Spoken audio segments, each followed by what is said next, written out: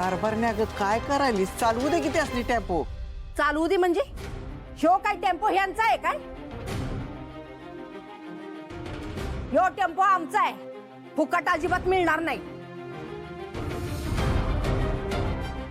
अगं काय बोलायलीस कारभारने तू? मी बरोबरच बोलतोय. ह्यो जर टेम्पो यासनी पाहिजे असेल तर रोजचं 500 रुपये भाडं मला द्यायचं.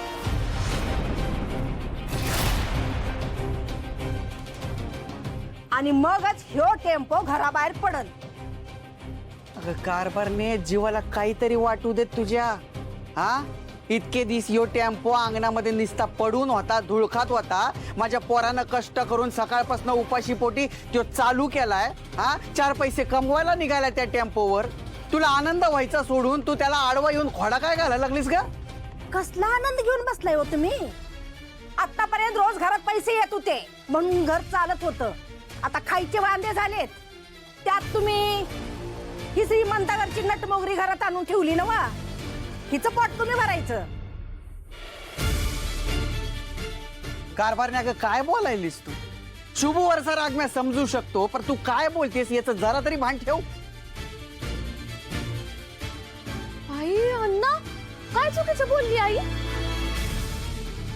घर चालवायला पैसे लागतात तर लागतात. नुसता शानपणा करून मोठ्या मोठ्या बाता मारून घर चालत नसतंय. शोभे तू तुझं आहे ना तोंड जरा बंद ठेव. लग्न झाल्यानंतर बाळणपणाच्या नावाखाली तू या घरामध्ये आलीस. 8-10 वर्ष झाली, अजून इथनं हलायचा पत्ता नाही तुझा. तुझा तो नवरा हा जावई बनून आला आणि घर जावयासारखा इथं राहायला लागलाय तुझ्यामुळं. या का शब्दानी तरी आम्ही बोललोय कोणाला? हा अरे उलट मान दिलाय तुला तुझ्या नवऱ्याला, आणि तू माझ्या सुनेला बोलायलीस होय? आई बघितलं आई, बघितलं आम्ही एवढंच नाही बोललो. या पोरीला तर केवढं झोंबायलंय अण्णांना. अण्णा आमच्या लग्नाच्या वेळी तुम्ही वेळेवर हुंडा दिला असता का नाही, तर ही वेळच आली नसती आमच्यावर. जाऊ दे, आम्ही काय बोलू आता. शोभे काय हुंडा घेऊन बसलीस ग तू?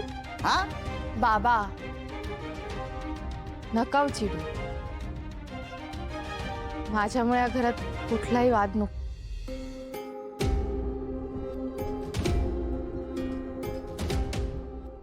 सासूबाई अहो, शुभू टेम्पो चालवायचं म्हणतोय. तो बाहेर जाईल, कष्ट करेल, मेहनतीने पैसे कमवेल. ते सगळं आपल्या घरासाठीच करतोय तो.